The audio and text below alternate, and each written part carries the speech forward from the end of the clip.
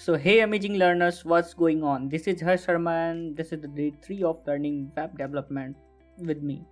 So, कल की video में हमने बात किया था कि क्या होता है इंटरनेट, क्या होता है वेबसाइट्स, क्या होता है वेब सर्वर, क्या होता है डीएनएस सर्वर, क्या होता है वेब होस्टिंग यार, और क्या होता है डोमेन नेम, क्या होता है आईपी एड्रेस। तो इन सब चीज़ों के बारे में हमने कल की वीडियो में बात किया। आज की वीडियो में हम बात करने जा रहे हैं डीएनएस के बारे में, जो कि बहुत छोटा सा टॉपिक है। डीएनएस कवर करने के बाद हम देखेंगे एपीआई क्या होता है, और फिर हम देखेंगे एपीआई क्या होता है, एचटीटीपी क्या होता है, एचटीटीपीएस क्या होता है।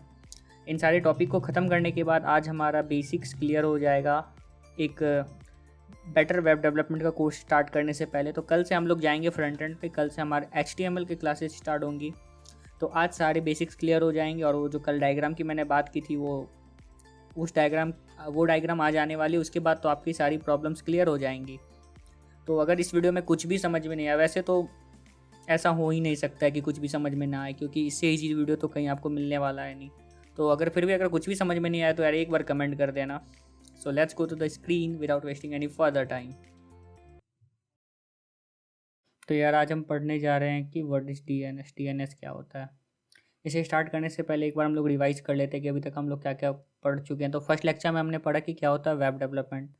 अब इसके बारे में मैंने बताया कि the process of creating a website और web applications called web development. फिर इसके 3 मेजर टाइप्स होते हैं, front end, back end full stack. Front end में होता है वो सारी चीज़ें जो हमें दिखती है, जिसके साथ यूज़र इंटरेक्ट कर पाता है, वो फ्रंट एंड होता है।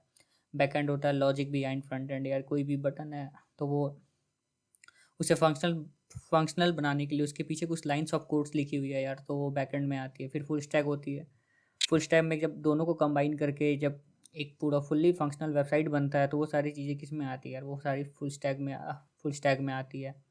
फिर हमने एक रोड मैप देखा था, इसे स्किप करता हूँ। फिर हमने देखा था कि how internet and website work है, ठीक है। इंटरनेट क्या होता है, ग्लोबली कनेक्टेड नेटवर्क्स, लाइक हर सारा पीसी एक दूसरे से कनेक्टेड है वर्ल्ड में, ये क्या होता है, ये नेटवर्क होता है, ठीक है। The internet is global network that connects computer and device world wide. तो इंटरनेट क्या होता है, ग्लोबली कनेक्टेड कंप्यूटर्स होता है, ठीक है। उसके बाद मैंने देखा था कि वेबसाइट क्या होता है, तो कलेक्शन ऑफ वेब पेजेज। यार कल की वीडियो में मैंने काफ़ी लंबा एक्सप्लेन किया है इसे। उसके बाद how does a website work, हाँ ये थोड़ा सा इंपॉर्टेंट टॉपिक हो जाता है, तो एक बार से फिर से रिवाइज कर लेता हूँ, ठीक है। तो जब यूज़र रिक्वेस्ट करता है, youtube.com टाइप किया, www.youtube.com, तो ये youtube.com क्या है, ये एक डोमेन नेम है। तो सबसे पहले ये कहाँ जाएगा, ये सबसे पहले मैंने सा डायग्राम बनाया था इसका कल, हाँ। तो ये जो youtube.com होता है वो सबसे पहले जाता है डीएनएस सर्वर के पास। डीएनएस सर्वर क्या करता है, और अपने जो इस डोमेन नेम के साथ जो एक असाइन आईपी एड्रेस होता है वो उसे दे देता है। फिर वो आईपी एड्रेस आगे बढ़ के जाता है वेब सर्वर में। फिर वेब सर्वर के अंदर से निकलता है HTML CSS जावास्क्रिप्ट फाइल, जो उस आईपी एड्रेस के अंदर स्टोर होता है। फिर वो HTML CSS जावास्क्रिप्ट का फाइल वो वेब सर्वर वापस भेजता है किसके पास, यूज़र के ब्राउज़र के पास। और यूज़र का ब्राउज़र क्या करता है, उसे रेंडर कर देता है। फिर मैंने बताया था कि सर्वर क्या होता है। Server is nothing just a powerful computer, है इससे ज़्यादा नहीं है सर्वर, बस कुछ इतना ही है। How the internet and websites work, हाँ ठीक। तो फिर मैंने ये क्लियर किया था कि सर्वर क्या होता है, ब्राउज़र क्या होता है, आईपी एड्रेस क्या होता है, होस्टिंग एंड डोमेन क्या होता है, ठीक है। उसके बाद हमने देखा था कि वेब होस्टिंग क्या होता है यार, अपने जो प्रोजेक्ट्स को, अपने जो वेबसाइट को उठा के इंटरनेट पर डाल देना ताकि ग्लोबली कोई भी इंसान उसे एक्सेस कर सके यार, तो वो क्या होता है, वेब होस्टिंग होता है। फिर मैंने इसके 3 4 5 टाइप बताए थे कि क्या होता है यार, shared hosting, VPS, dedicated hosting वगैरह। उसके बाद हमने देखा था कि हाँ, तो यहाँ से स्टार्ट होने वाली है आज की टॉपिक, ठीक है। क्या होता है डीएनएस यार, ठीक है। DNS is a system that translate human readable domain name into IP addresses. तो यार वो सेम बात हो गई, ठीक है। डीएनएस क्या है, डीएनएस का ये नाम से ही क्लियर है, डोमेन नेम सिस्टम, ठीक है। तो जो डोमेन नेम होता है ना, जैसे मैं एक वेबसाइट बनाता हूँ, ठीक है, www.codegian.com। तो यार ये जो www. के बाद जो ये codegian.com है, ये क्या है, फिर ये मेरा डोमेन नेम हो जाएगा, मेरे वेबसाइट का डोमेन नेम हो जाएगा ये, ठीक है। तो फिर डीएनएस करता क्या है, डीएनएस एक सिस्टम है that translate human readable domain name into IP address. अब जब मैं कोई भी बंदे मतलब तुम जब इसे सर्च करोगे जाके अपने ब्राउज़र पे गूगल क्रोम पे जाके जब इसे लिखोगे तो वो मैंने क्या बताया था कि सबसे पहले कहाँ जाता है। सबसे पहले ये जाता है डीएनएस सर्वर के पास। सबसे पहले ये कहाँ जाता है, डीएनएस सर्वर के पास। तो ये डीएनएस सर्वर के पास गया। फिर उसके बाद क्या होता है, मेरे डोमेन नेम के साथ में ऑलरेडी एक आईपी एड्रेस असाइन होगा। वो वहाँ पे जाके करेगा नहीं, वो ऑलरेडी पहले से असाइन होगा। ये ध्यान में रखना कि वहाँ पे जाके ये करेगा नहीं, वो पहले से मेरे डोमेन नेम के साथ में एक आईपी एड्रेस असाइन होगा। तो फिर इसके बाद आगे डोमेन नेम ट्रेवल नहीं करेगा, इसके आगे मेरा आईपी एड्रेस ट्रेवल करेगा। कहाँ तक, वेब सर्वर तक यार। ठीक है, तो डीएनएस कुछ भी नहीं है। डीएनएस जस्ट एक सिस्टम में जो क्या करता है, इस डोमेन नेम को जो आईपी एड्रेस में चेंज कर रहा है वो क्या कहलाता है, वो कहलाता है DNS, domain name system. It acts like a phone book of the internet helping browser find the correct website. देखो ये एग्जांपल में तो ऐसे ही ऑलरेडी सब कुछ क्लियर। ठीक है, it acts like a phone book of the internet helping browser find the correct website. ठीक है, कैसे मैं इसे समझाऊँ। ठीक है, इसे समझ लो कि ये फ़ोन बुक है। फ़ोन बुक पता है ना क्या होता है। फ़ोन बुक में मतलब हर बंदों का, हर बंदे का नाम और उसका फ़ोन नंबर,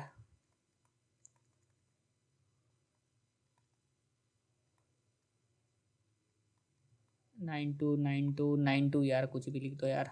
तो ठीक है, तो it x phone book of the internet. अब इंटरनेट क्या है, मैंने बताया कि इंटरनेट में ग्लोबली सारा फ़ोन कनेक्टेड है ना यार। सारा फ़ोन, सारा डिवाइसेज एक दूसरे से कनेक्टेड है।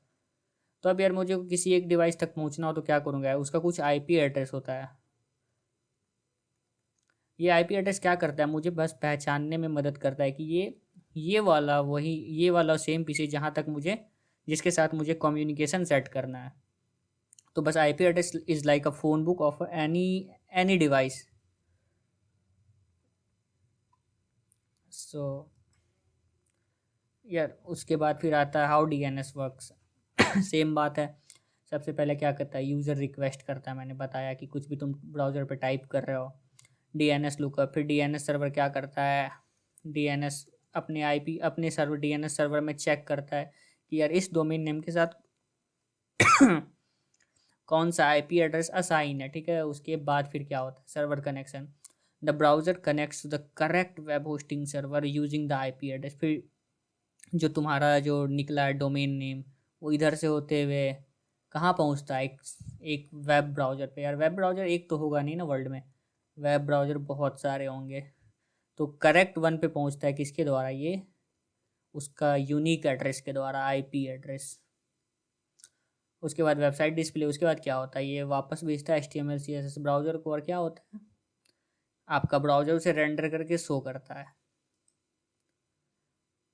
इंपॉर्टेंट डीएनएस कंपोनेंट यार, ये सब मैंने अच्छे से समझा दिया। डोमेन नेम क्या होता है, the website's name itself is called domain name, like www dot facebook.com। तो ये जो है यार facebook.com, ये क्या है यार, इसे कहते हैं डोमेन नेम। ये तो मतलब याद हो जाना चाहिए अभी देख के ही, डोमेन नेम। फिर देखो यार उसके बाद आईपी एड्रेस क्या होता है। आईपी एड्रेस क्या होता है, यही जो डोमेन नेम है। डोमेन नेम को एक आईपी एड्रेस असाइन किया जाता है ताकि क्या हो, ताकि इसे ढूंढने में मुझे दिक्कत ना हो, मुझे नहीं, सर्वर को इसे ढूंढने में दिक्कत ना हो। ठीक है, तो आईपी एड्रेस क्या होता है, वेबसाइट सर्वर्स का क्या होता है, एक एड्रेस होता है। ठीक है, the numericals address of the website server. उसके बाद DNS server, a server that stores the domain IP mapping. ठीक है, तो डीएनएस सर्वर क्या होता है, मैंने बता दिया कि जो इन दोनों के बीच का मैपिंग। ठीक है, कि फेसबुक के साथ क्या रहेगा, फेस के साथ रहेगा IP address 325 dot dot dot, YouTube के साथ रहेगा 198.525, और इंस्टा के साथ ये रहेगा, उसके साथ ये रहेगा। तो मैपिंग जो होता है कि ए बराबर 1, बी बराबर 2, तो ये क्या कहलाता है, डीएनएस सर्वर का बस इतना सा ही काम होता है। ठीक है, जो स्टोर करता है क्या, डोमेन और आईपी का मैपिंग। ठीक है, डोमेन क्या होता है, आईपी क्या होता है, दोनों का मैपिंग क्या होता है, तो समझ चुके हो गए अभी तक आप।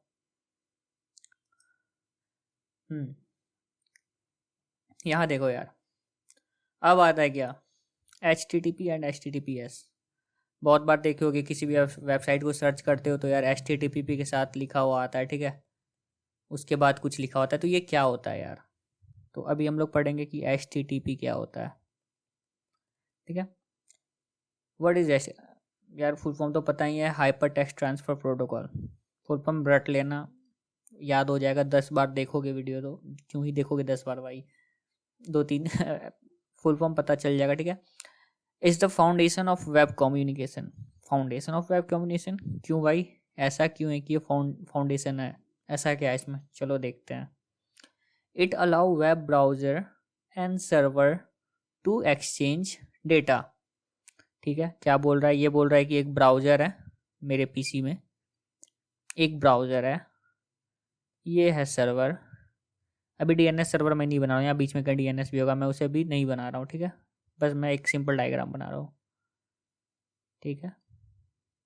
ये वेब सर्वर है, डीएनएस नहीं है, ये वेब सर्वर है, ठीक है। तो क्या बोल रहा है, it allow web browser and server to exchange, ये बोल रहा है ऐसा कि यहाँ से जो डेटा वेब सर्वर में जा रहा है, ये जो रिक्वेस्ट कर रहे हैं, और वहाँ से जो रिस्पॉन्स आ रहा है, यहाँ से रिक्वेस्ट जा रहा है, वहाँ से जो रिस्पॉन्स आ रहा है, वो इसके कारण ही आ पा रहा है, HTTP के कारण। तो ये कोई ऐसा क्या हो गया भाई, HTTP के कारण ही क्यों आ जा पा रहा है, बताओ। तो यार सिंपल लैंग्वेज में मैं इतना कहूँगा, एक लाइन में सारा कुछ क्लियर होगा कि HTTP is like a wire. यार एक वायर है जिससे मेरा पीसी और मेरे फ्रेंड का पीसी जुड़ा हुआ है। ये क्या है, ये एक वायर है, ठीक है। तो अभी के लिए मैं थोड़ी देर में सारी कुछ अच्छे से क्लियर हो जाएंगी, बस अभी के लिए बस इतना समझो कि HTTP क्या एक वायर है, ठीक है। Works on port 80 by default. ये लाइन को देखो, मैं भी आगे समझाता हूँ कि पोर्ट क्या होता है, पोर्ट 80 क्या होता है, ठीक है। वैसे पता है कि पोर्ट क्या होता है, तुम्हें पता नहीं, तुम्हारे पास एक लैपटॉप है, लैपटॉप के पास टाइप सी का पोर्ट होता है, USB B पोर्ट होता है। तो पोर्ट क्या होता है, जहाँ पे हम अपना USB को प्लग इन कर देते हैं, वो पोर्ट कहलाता है, ठीक है। तो HTTP जो होता है वो पोर्ट नंबर 80 पे वर्क करता है। ये जस्ट मैं बता रहा हूँ अभी क्या होता है, ठीक है। Example when you visit your browser, ये फिर ठीक है। तो क्वेश्चन यहाँ पे क्या, एक क्वेश्चन है, ठीक है। Since the website is fetched using IP address, how does HTTP और HTTP actually fetch the website. तो यार इस क्वेश्चन का आंसर तो अभी मैंने क्लियर कर दिया यार, कि IP एड्रेस तो एक एड्रेस होता है, ठीक है। बट HTTP क्या होता है, इट्स लाइक अ वायर, जो हमारे कंप्यूटर को किसी मेरे फ्रेंड के कंप्यूटर से कनेक्ट कर रहा है। अभी 2 मिनट में, अभी बस इतना समझो कि HTTP क्या है, वो एक वायर है। HTTPS क्या है फिर, HTTPS भी एक वायर है यार। HTTP वायर है तो क्या HTTPS क्या है, ये भी तो एक वायर ही है यार, ठीक है। तो hyper text transfer protocol secure, बस एक एक्स्ट्रा वर्ड है secure, is improved and secure version of HTTP, ठीक है। तो क्लियर है ये अपनी लाइन से ही कि इम्प्रूव्ड और सिक्योर है। अभी मैं बताता हूँ, uses SSL TSS encryption to protect data during transmission, encryption use करता है, वर्क्स ऑन पोर्ट नंबर 440, ठीक है, इनक्रिप्टेड एंड सिक्योरिटी। अब मैं समझाता हूँ कि HTTP क्या होता है अच्छे से। यार ये देखो, ये मेरा पीसी है, ये मेरे फ्रेंड का पीसी है। मैंने क्या बोला कि मेरा पीसी और मेरा फ्रेंड का पीसी आपस में कम्युनिकेट कर रहा है, ये कुछ रिक्वेस्ट भेज रहा है, इसे कुछ रिस्पॉन्स मिल रहा है। फिर कभी ये रिक्वेस्ट भेज रहा है तो इसे रिस्पॉन्स मिल रहा है। तो क्या ये एक इंटरनेट बन गया ना, ठीक है। तो अब देखो यार, HTTP क्या है और HTTPS क्या है, मैं उसमें डिफरेंस बताता हूँ। HTTP एंड HTTPS, ठीक है। यार अब हमारी और मेरे दोस्त के बीच क्या बात हो रही है यार, फॉर्मल्स बात हो रही है कि भाई मैंने इससे पूछा क्या कि तुमने प्रोजेक्ट बना लिया, तुमने सारे अपने जो प्रोजेक्ट्स मिले थे, असाइनमेंट मिले थे, वो तुमने सारे बना लिए। इसने बोला कि ठीक है हाँ बना लिए। फिर ये पूछा कि और शाम में क्या कर रहे हो, घूमने चलोगे, बोला ठीक है हाँ चलते हैं, मेरे लिए चाय आज तू पिलाएगा, ठीक है आज चाय तेरा भाई पिलाएगा। यार कॉमन कॉमन बातें हो रही है दो फ्रेंड के बीच में, ठीक है। तो इसको हम क्या समझ सकते हैं तो ये चैट्स मेरा अगर लीक भी हो जाए यार तो कोई दिक्कत नहीं, क्योंकि इसमें कुछ भी प्राइवेट नहीं है, कुछ भी सेंसिटिव नहीं है, कोई भी सेंसिटिव डेटा नहीं है यहाँ पे। तो अगर ये मेरा चैट्स वायरल भी हो जाए तो कोई दिक्कत नहीं है हमें। तो ठीक है, तो हम क्या किए ना, मेरे को तो यूएसबी का वायर यूज करना ही था मेरे लैपटॉप को और मेरे फ्रेंड का लैपटॉप को जोड़ने का। मैंने सस्ता वाला यूएसबी खरीदा था यार, ये सस्ता वाला यूएसबी केबल था। सस्ता वाला यूएसबी केबल होने का क्या मतलब है कि यार ये काम तो कर रहा है, पर कब तक काम करेगा कोई नहीं जानता है, और ये सिक्योर भी नहीं है। ठीक है, और एच क्या है, ये एक, अरे क्या कर दिया मैंने यार, ये एच क्या है, एक महंगा वाला, ये एक महंगा वाला यूएसबी केबल है जो डेटा को ट्रांसफ़र कर रहा है सिक्योरली। ठीक है, अब हम दोनों के बीच में रात हो गया है काफ़ी, 10-11 बज रहा है और हम दोनों के बीच में कुछ प्राइवेट बातें स्टार्ट हो गई। अब ये वाला चैट यार, बॉयज़ नाइट टॉक्स, तो तुम्हें पता ही है यार कि सारे जीवन का दुख एक दिन में ही याद आ जाता है। तो यार वो चैट्स वायरल नहीं होनी चाहिए यार। मैं तो यही करता हूँ रात में भाई, अपने दोस्तों को पकाता हूँ, बहुत पकाता हूँ, बहुत बहुत बहुत पकाता हूँ। तो यार वो रात वाली चैट जो होती है वो वायरल नहीं होनी चाहिए। तो हमने उसे क्या किया, एक सिक्योर तरीके से करना चाहा कि नहीं भाई, एक सिक्योर तरीके से करते। वो सस्ता वाला वायर से पता नहीं यार बीच में कोई काट लेगा और तार जोड़ के अपने पीसी में भी वो मेरा देख लेगा। ठीक है, बट एच का तार मेरा बहुत महंगा वाला था, इसके ऊपर से स्टील का कोटिंग किया हुआ है, तो कोई बीच में चाहे तो काट नहीं सकता है, काट के हम नहीं देख सकते। अरे काटने के लिए तो काट ही सकता है भाई, मैं बड़ा वाला ले आऊँगा, वो लोहा काटने वाला, क्या बोलते हैं उसे यार, जो भी बोलते हो। काटने के लिए तो काट के इसे भी देखा जा सकता है, बट ईजीली नहीं देखा जा सकता है। बट ये तो प्लास्टिक वाला तार था, तो मैंने दांत से ही काट दिया यार, दांत से काट के मैंने इसमें अपना पीसी जोड़ लिया। तो बीच में तुम दोनों क्या बात करो, मैं यहाँ बीच में बैठ के देख रहा हूँ, man in the middle, man in the middle attack, cyber वालों, man in the middle attack. ठीक है, तो मैंने बीच में ही देख लिया, बट इसमें भी देखा जा सकता है, बट ये ज़्यादा सिक्योर है तो बहुत मुश्किल है, बहुत बहुत मुश्किल है इसमें देखना। ठीक है, works on port 443 by default. अब देखो यार क्या हो रहा है यहाँ पे, पोर्ट 443 का मतलब क्या हुआ। फिर से मैं सेम डायग्राम बनाऊंगा यार, मुझे तो ये डायग्राम सेव कर लेना चाहिए यार कि एक क्लिक में ही आ जाए। डीएनएस सर्वर गुस्सा हो गया क्या, कितना बेकार बना है यार। डीएनएस वेब सर्वर माई पीसी। ठीक है, मैंने अपने पीसी में टाइप किया क्या, googly.com। डीएनएस सर्वर क्या किया, इसके साथ जो असाइन आईपी एड्रेस था वो मुझे आईपी एड्रेस निकाल के दिया। अब इस आईपी एड्रेस को लेकर मैं चला वेब सर्वर के पास गया। ठीक है, अब मेरे पास दो वे है, मैं इस रास्ते से भी जा सकता हूँ, इस रास्ते से भी जा सकता हूँ। तो ये एक रास्ता जो है ये HTTP है, ये दूसरा रास्ता जो है HTTPS है। और वेब सर्वर क्या होता है, मैंने बार बार बताया कि वेब सर्वर क्या है, एक पावरफुल कंप्यूटर है। अब यार अगर वेब सर्वर एक पावरफुल कंप्यूटर है तो इसके अंदर भी तो पोर्ट होगा ना यार, type C, type B, type D, type E, F, G. तो ठीक है, ये पोर्ट नंबर 1 हो गया, port number 2, port number 3, port number 40। तो ये सारा इसके पोर्ट नंबर है, इसमें बहुत सारे पोर्ट्स है, पोर्ट्स का नंबर है। तो यार वही जो मैंने अभी यहाँ पे क्या बताया था, एक सेकेंड, कि एक है पोर्ट नंबर 80 और इसका पोर्ट नंबर कितना है, 443, और इसका पोर्ट नंबर है 443। तो ये वाले वेब सर्वर को भूल जाओ।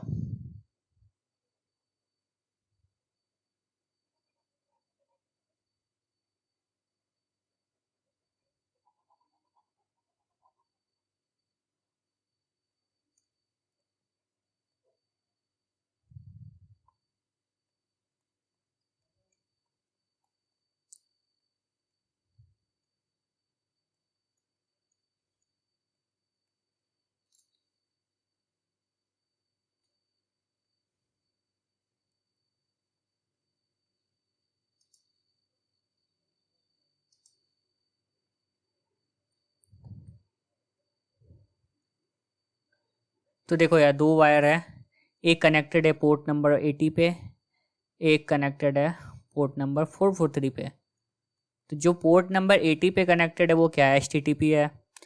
इससे भी हम इस दोनों के बीच में क्या कर सकते हैं, कनेक्शन स्टेबलाइज कर सकते हैं, बट ये सिक्योर नहीं है यार, सिक्योर नहीं है। और HTTPS से अभी हम DNS सर्वर और वेब सर्वर के बीच में कनेक्शन स्टेबलाइज कर सकते हैं, बट ये क्या है, ये सिक्योर है। बस इतना ही है DNS और सॉरी HTTPS एंड HTTP, समझ में आ गया। DNS सर्वर से वेब सर्वर तक पहुंचने का एक रास्ता है, 2 अलग अलग रास्ता है। HTTPS सिक्योर रास्ता है, HTTP लेस सिक्योर रास्ता है। सिक्योर ये भी है बट थोड़ा सा लेस सिक्योर है यार, इसमें man in the middle attack काफ़ी इजीली हो सकता है। तो इतना सा कॉन्सेप्ट है बस इसका। तो यार अब देखो कि ये how does SSL and TLS work, SSL and TLS work. देखो यार क्या होता है SSL एंड TLS, पहले ये समझते, ठीक है। तो यार फिर से सेम डायग्राम की, ये मेरा PC, ये मेरे फ्रेंड का PC ना। अब मेरे को एक मैसेज भेजना है, ठीक है। तो अब इमेजिन करो कि मैंने एक पोस्ट कार्ड में उसे मैसेज भेजा अपने फ्रेंड को यार, ठीक है। ये एक पोस्ट कार्ड है, लग रहा है क्या पोस्ट कार्ड की जैसा लग रहा है यार, पोस्ट कार्ड। तो यार इमेजिन करो कि मैंने अपने फ्रेंड को एक पोस्ट कार्ड से एक लेटर भेजा, ठीक है। इस लेटर के अंदर कुछ लिखा हुआ है, माई बेस्ट फ्रेंड यार, ठीक है। अब यार कोई भी बंदा बीच में मिडिल मैन आया, वो क्या कर सकता है, इस पोस्ट कार्ड को खोल के देख सकता है कि इसके अंदर क्या लिखा हुआ है। इसके अंदर लिखा हुआ है माई बेस्ट फ्रेंड। पर मैं चाहता हूँ कि यार ये बातें बस हमारे दोनों के बीच सीक्रेट है, किसी तीसरे को पता ना चले, क्योंकि ये थोड़ी सी सेंसिटिव इन्फॉर्मेशन है। तो मैं क्या करूँगा कि इस पोस्ट कार्ड को तो रहने दूंगा, इसे एक बॉक्स में उठा के डाल दूंगा, और इस बॉक्स को क्या कर दूंगा, लॉक, ठीक है। अब जो मिडिल मैन था, वो जो पहुंचाने वाला था, जो ये पोस्ट कार्ड को यहाँ से यहाँ, पोस्टमैन जो इसको यहाँ से यहाँ लेके जा रहा था, वो इस पोस्ट कार्ड की जगह क्या लेके जा रहा है, वो एक सिक्योर बॉक्स लेके जा रहा है जिसके ऊपर क्या है, लॉक लगा हुआ है। तो यार ऑब्वियस सी बात है कि जब लॉक लगा हुआ तो उसे कोई भी खोल के नहीं देख सकता है, ठीक है। तो SSL और TLS वही होता है, सिक्योर सॉकेट लेयर क्या लिखा गया भाई, ये एक सेकंड रुक जाओ, एडिट कर दूं मैं इसे, ठीक है। Secure socket layer and transport layer security. तो ये वो जो क्या है, ये वर्क करता है कैसे, एक बॉक्स के जैसा वर्क करता है, जो कि क्या करता है, हमारे मैसेज को, हमारे डेटा को सिक्योर तरीके से आगे की ओर ट्रांसफर करता है, ठीक है। Handshake process when a user connect to the HTTP website browser and सब एक्सचेंज एन्क्रिप्शन कीज, ठीक है। तो ये क्या करता है, इनक्रिप्शन कीज। तो यहाँ से जो मेरा डेटा निकला है और यहाँ जो मेरा डेटा पहुँच रहा है, तो ये क्या करता है, ये अपना एक इनक्रिप्शन की होता है इसके पास, ठीक है। मतलब इस ताले की चाबी, इस ताले की एक चाबी इसके पास है, एक चाबी इसके पास है। तो यार सिर्फ जो ये भेज रहा है इसके पास रिक्वेस्ट, तो इस बॉक्स को कौन खोल सकता है, या यही खोल सकता है जिसके पास ये भेजा जा रहा है, यानी रिसीवर। या तो कौन खोल सकता है इसको, या तो खोल सकता है इसको सेंडर, ठीक है। तो ये हैंडशेक प्रोसेस होता है, ठीक है, कि दोनों एक दूसरे के साथ अपने क्या करते हैं, कीज का आदान प्रदान करते हैं। Secure data transfer. All data sends between the user and the server is encrypted, preventing hacker from reading it. Encrypted का मतलब क्या हो यार, encrypted का मतलब तो समझते हो कि जैसे यार A को हमने डिनोट कर दिया 1 से, B को डिनोट कर दिया 2 से, C को डिनोट कर दिया 3 से, और मुझे लिखना है BCC, तो क्या होगा यार 233। तो यार ये 233 देख के कोई बता नहीं सकता कि यार BCC लिखा हुआ है, तब तक जब तक उससे ये नहीं पता है कि BCC का मैपिंग क्या है, ABC का मैपिंग क्या है। तो यार यही इंक्रिप्शन होता है, थोड़ा इसका एडवांस वर्जन होता है, प्राइम नंबर एक्सचेंज वगैरह, वो अलग टॉपिक है, उसमें नहीं जाएंगे अभी, ठीक है। अब देखते हैं कि यार ये HTTPS इम्पॉर्टेंट क्यों होता है। तुमको अब तक तो पता चल ही गया होगा यार कि ये यूज़र डेटा को प्रोटेक्ट करता है यार। जब जैसे मैंने अब किसी वेबसाइट पे अपना पासवर्ड फिल किया, क्रेडिट कार्ड नंबर डिटेल्स वो सब फिल किया, अपना कुछ पर्सनल इन्फॉर्मेशन में जो किसी को नहीं बताना चाह, तो वो सब फिल किया उस वेबसाइट पे, तो क्या वो सब सिक्योर है क्या यार, नहीं है। अगर HTTPS यूज कर रहा है तो वो सिक्योरली एक जगह से दूसरी जगह ट्रांसफ़र कर रहा है। तो मुझे क्या कर रहा है यार, जब मैं 2 PC आपस में कम्युनिकेट कर रहा है, तो मैं क्या चाहूँगा यार कि बीच में जो है कोई भी इससे कम्युनिकेट ना कर पाए, मतलब बीच में कोई भी डेटा को इंटरप्ट ना कर पाए, इंटरप्ट करके बीच में कोई से देख ना ले। तो HTTPS helps in that, okay. Prevent man in the middle attack. यार man in the middle attack यही होता है, ठीक है, कि बीच में कोई बंदा बैठा हुआ है अपना पीसी कनेक्ट करके, वो बीच में वो सब कुछ देख रहा है तुम्हारा, और चाहे तो वो जानकारी को चेंज भी कर सकता है। ठीक है, मैंने यहाँ से हाई भेजा और इसमें बीच में एडिट करके क्या कर दिया, ये हे कर दिया, मैंने इसे 143 बोला इधर से, और इसने इधर से क्या कर दिया 163 कर दिया। तो तो ये मैन इन द मिडिल बीच में बैठा इंसान ये कर सकता है। Required for online transaction and secure login pages. ठीक है, तो HTTPS इंपॉर्टेंट होता है कहाँ पे, जब भी तुम कहीं पे पेमेंट कर रहे होगे यार, किसी वेबसाइट पे किसी का शॉपिंग कर रहे होगे किसी वेबसाइट पे, तो देखना यार जब तुम पेमेंट करते होगे तो वो HTTPS के सर्वर पे खुलता है। ठीक है, तो HTTPS क्या होता है, ये थोड़ा सा सिक्योर होता है, तो तुम्हारे कार्ड्स के डिटेल को, तुम्हारे सारे डिटेल्स को ये सेफ रखता है। किससे? एक ऐसे इंसान से जो बीच में बैठ के वेट कर रहा है। अच्छा तू एक गलती तो कर, तेरे अकाउंट के सारे पैसे गायब भाई। तो HTTPS सिक्योर करता है उससे। तो HTTPS क्लियर हो चुका होगा मेरे ख्याल से अभी तक। वैसे भी एक लास्ट में एक डायग्राम मैं बताऊंगा। यार पोर्ट नंबर क्या होता है, ये सिंपल सा टॉपिक है पोर्ट नंबर, ये सारा लाइन ये सब भूल जाओ, इट्स नथिंग। ठीक है, पोर्ट नंबर क्या होता है यार, मैंने पहले भी बहुत बार बताया कि सर्वर भी क्या है, सर्वर भी एक पीसी है। और जब पीसी है तो यार पीसी में पोर्ट्स तो होगा ही ना, मेरे पीसी में भी पोर्ट है, तुम्हारे पीसी में भी पोर्ट है, भले मैक है कम पोर्ट है पर पोर्ट तो होगा ही, टाइप सी पोर्ट्स होंगे उसमें। मेरे विंडोज़ लैपटॉप में टाइप बी पोर्ट भी है। तो यार वो वेब सर्वर जो है वो भी एक बहुत बड़ा पावरफुल कंप्यूटर ही है। मैं बार बार जो एक ही बात को बोल रहा हूँ, तो इससे ज़्यादा कुछ है ही नहीं सर्वर। है सर्वर एक पावरफुल कंप्यूटर ही है, इससे ज़्यादा कुछ है ही नहीं सर्वर। तो जो इसका जो डिफरेंट पोर्ट होता है ना यार, वो क्या होता है, पोर्ट नंबर होता है यार।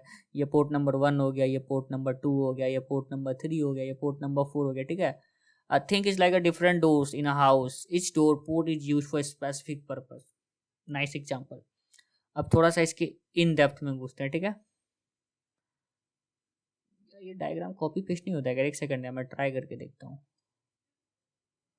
ऐसे किया, Ctrl+C दबाया, Ctrl+V दबाता हूँ। नाइस, यही तो चाहिए था अपने को यार।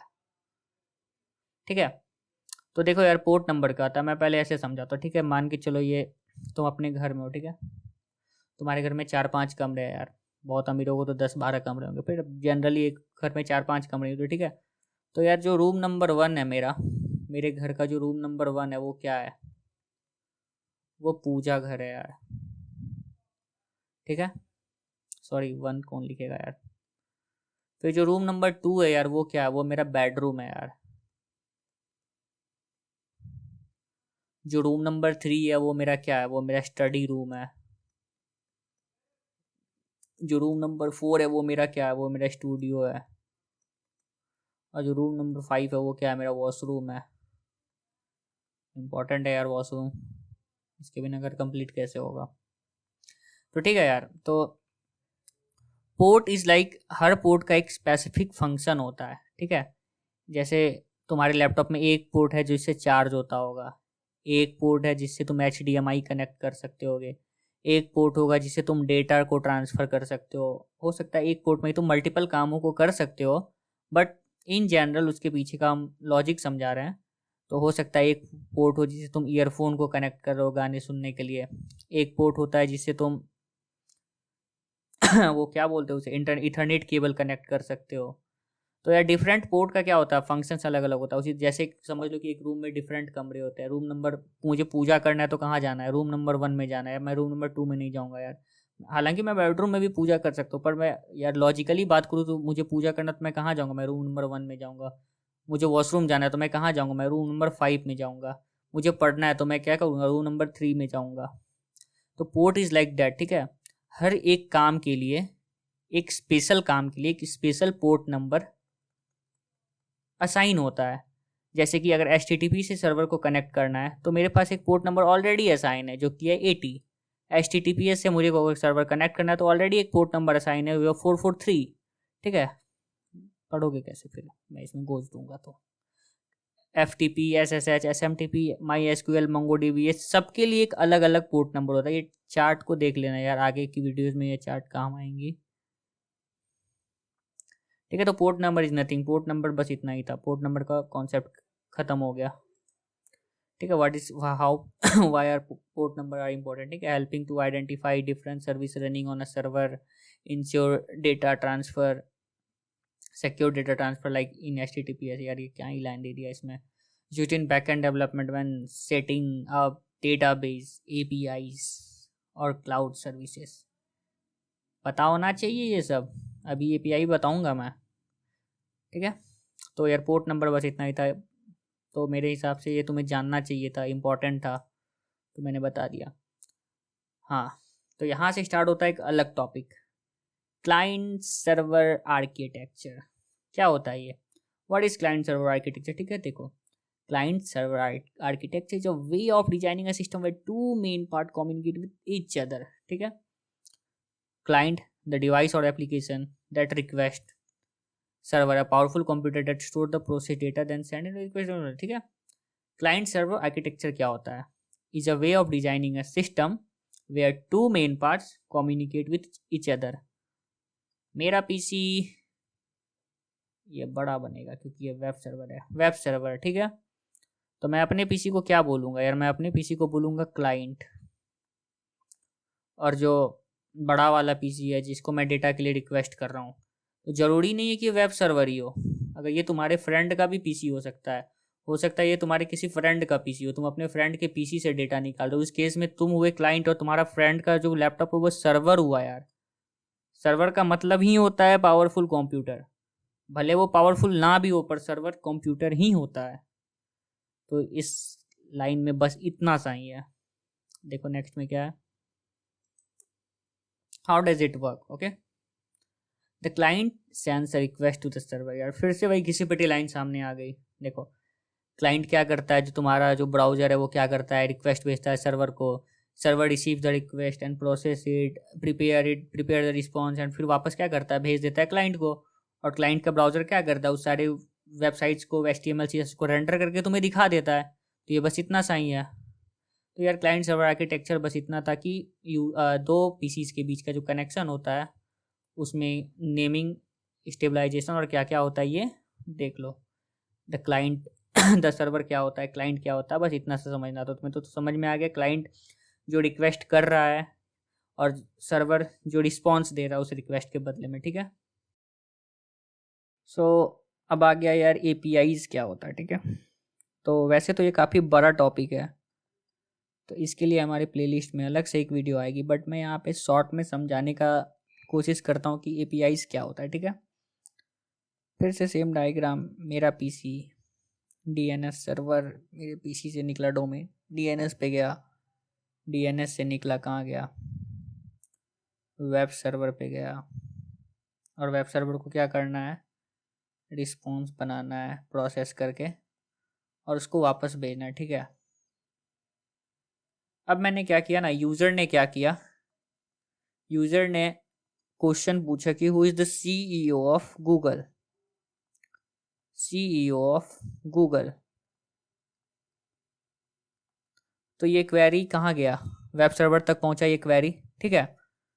तो वेब सर्वर ने क्या किया, अपने डेटाबेस को चेक किया, डेटाबेस को चेक किया, अच्छा अच्छा अच्छा कौन है, उसे पता चल गया कि CEO का नाम क्या है गूगल का।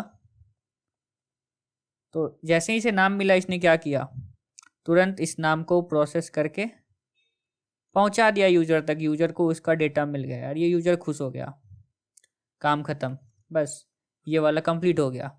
अब देखो यार, अब सेम वही यूजर क्या किया, ये DNS सर्वर डायग्राम समझते चलो यार, डायग्राम मतलब डायग्राम से ही सारा कुछ क्लियर होगा, ठीक है। दिमाग में डायग्राम बना रहना चाहिए। वेब सर्वर, ठीक है, मेरा डोमेन निकला, IP एड्रेस में चेंज हुआ, DNS में जाके IP एड्रेस में चेंज होके ये HTTPS के थ्रू या HTTP के थ्रू पहुंचा वेब सर्वर पे। अब जो यूजर है वो थोड़ा सा अलग क्वेश्चन पूछ दिया, इसने पूछ दिया क्या, क्या पूछ दिया, what's the temperature right now in Delhi, ठीक है।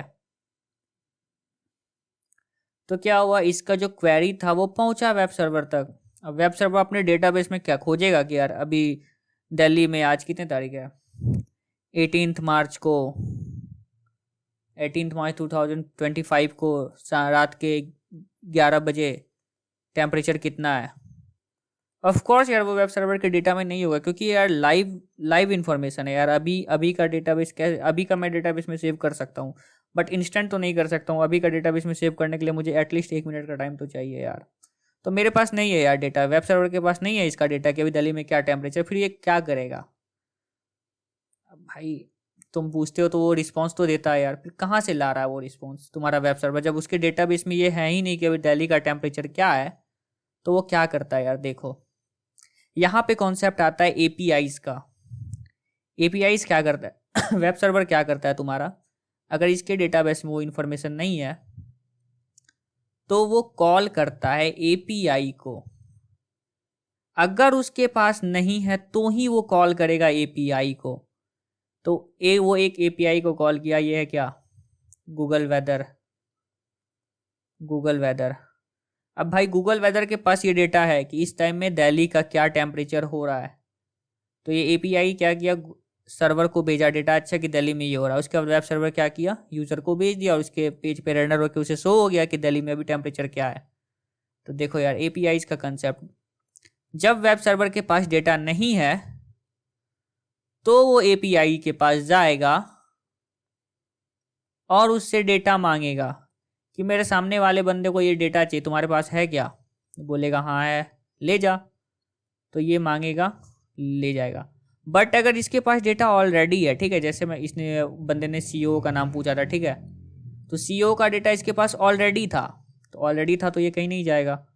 तो इसने क्या किया, इंस्टेंट इसे यहाँ से रिप्लाई दिया। तो इस जगह पे क्या हुआ, एपीआई कॉल नहीं हुआ।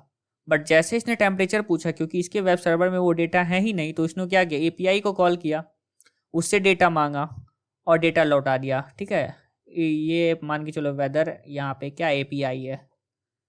तो सिंपल सा कॉन्सेप्ट है कि एपीआई क्या होता है, अब तुम्हें समझ गए। तो वेब सर्वर जो क्या होता है ना,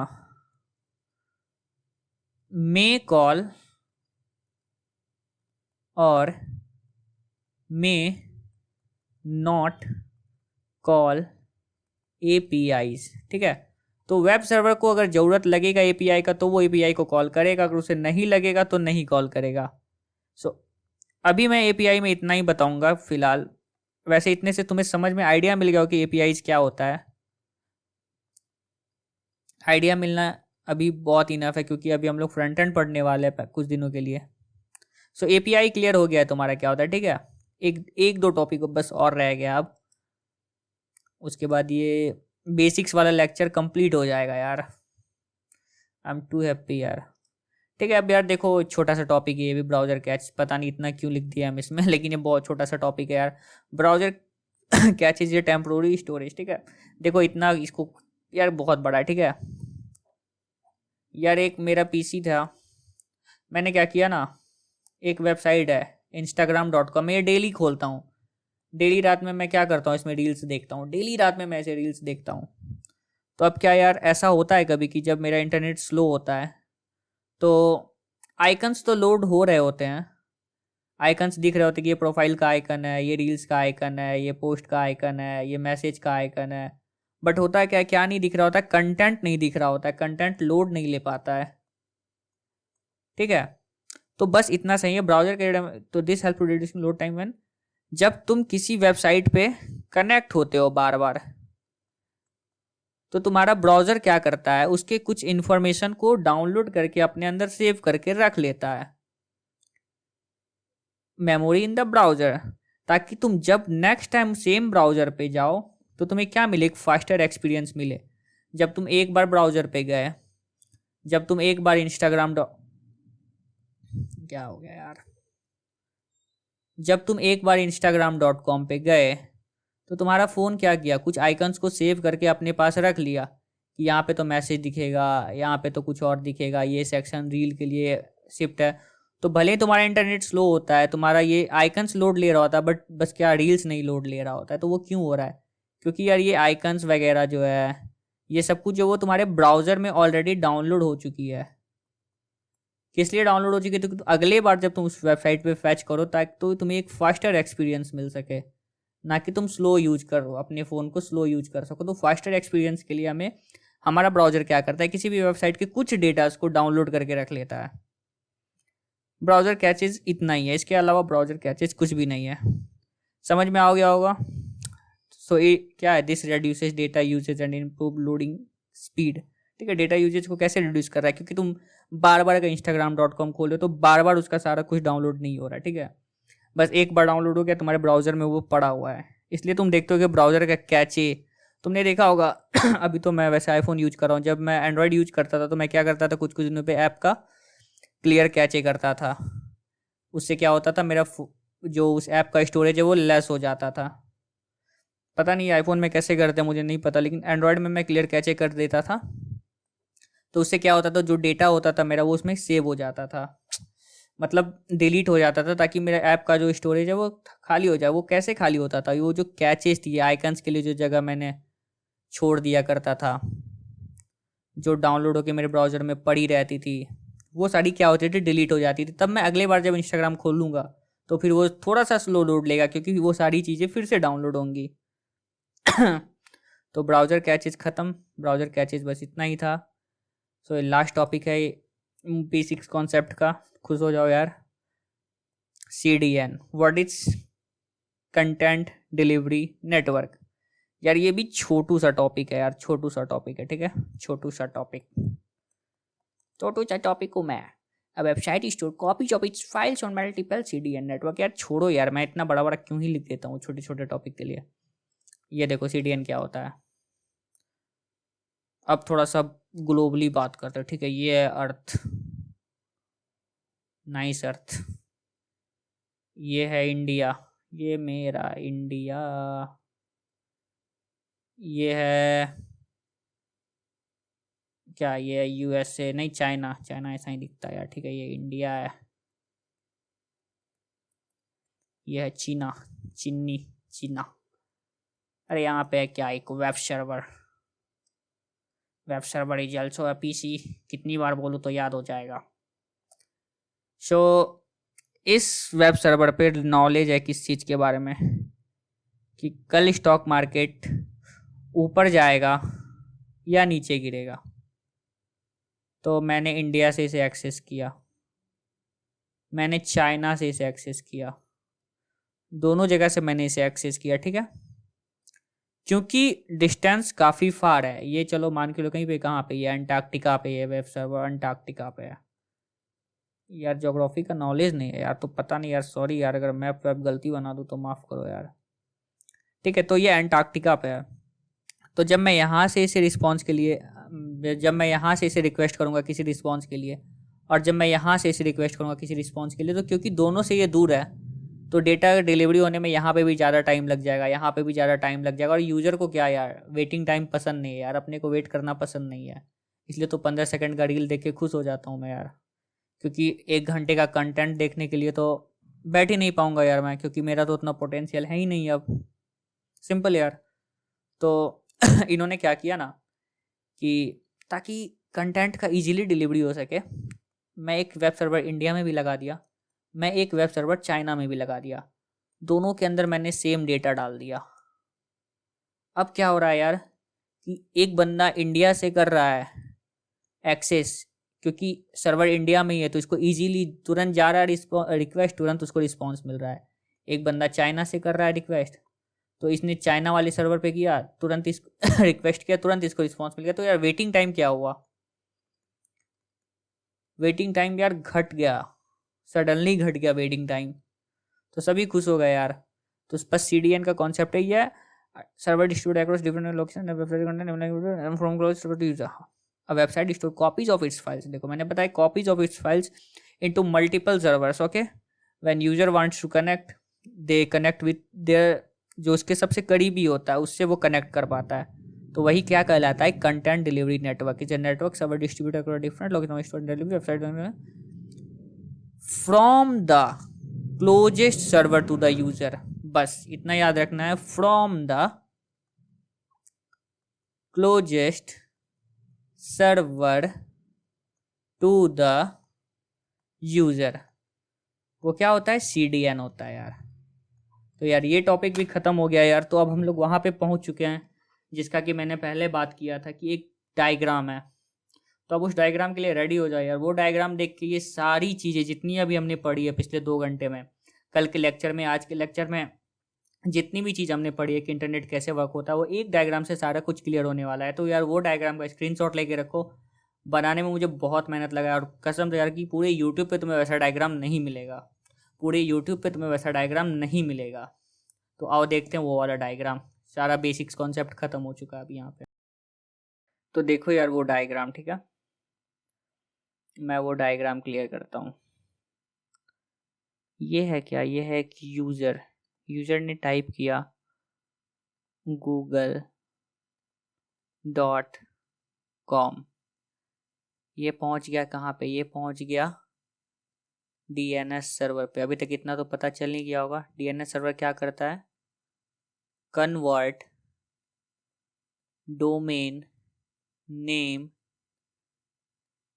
इनटू IP एड्रेस। यार कन्वर्ट नहीं,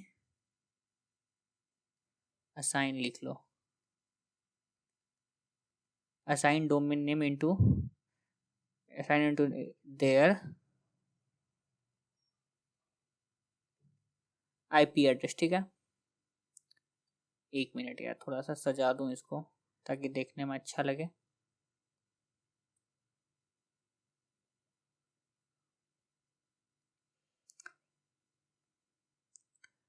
तो यार यहाँ से यहाँ तक क्या ट्रैवल किया, यहाँ से यहाँ तक ट्रैवल किया google.com, ठीक है। अब इसके बाद IP एड्रेस असाइन हो गया, तो डेटा मेरा थोड़ा सा आगे बढ़ गया। DNS सर्वर के पास क्या हुआ, IP एड्रेस असाइन हो गया। यहाँ से 2 वे से ये आगे जा सकता है, ठीक है। ये 2 वे क्या है, कोई बताएगा मुझे? ये 2 वे हो सकता है HTTP या HTTPS, ठीक है। ये क्या है, ये है वेब सर्वर। वाइट पेन ले भाई, ठीक है। ये क्या करता है, प्रोसेस करता है, क्रिएट के रिस्पॉन्स को क्रिएट करता है। RESP1C,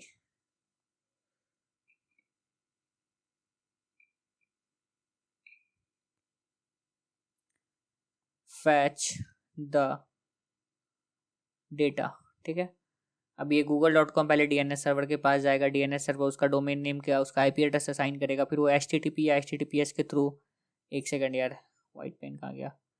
ये क्या है, ये है पोर्ट्स, पोर्ट नंबर जैसे कि 80, ठीक है। तो ये पोर्ट्स नंबर के थ्रू ही क्या, कहाँ जाएगा डेटा, वेब सर्वर पे जाएगा। वेब सर्वर क्या करेगा, वेब सर्वर मे कॉल API और मे नॉट, ठीक है। कंफर्म नहीं है कि ये कॉल करेगा। ये क्या है, एक, इसको मैं वाइट में इसलिए बना रहा हूँ क्योंकि ये कॉल होगा या नहीं होगा। मे कॉल APIs और मे नॉट कॉल APIs, ठीक है। अब थोड़ा सा रेड वाला पेन, ये मैं डॉट डॉट डॉट करके बना रहा हूँ क्योंकि ये मे कॉल